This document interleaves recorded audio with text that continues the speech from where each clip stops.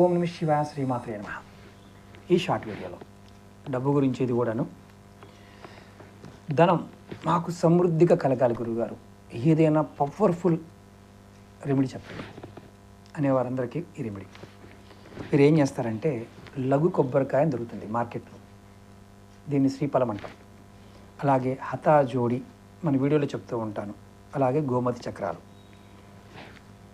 ఒక లఘు కొబ్బరికాయ, ఒక గోమతి చక్రం, హతా జోడి, ఈ మూడు తీసుకొని ఒక మూటగా కట్టండి. ఎర్రటి క్లాత్లో కట్టి మీ పూజా మందిరంలో అక్కడ పెట్టించండి.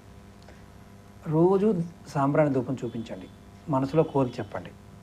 మీ ధనం దినదినాభివృద్ధి చెంది మంచి అభివృద్ధిలోకి వస్తారు. హతజోడికి ఆసక్తి ఉంటుంది.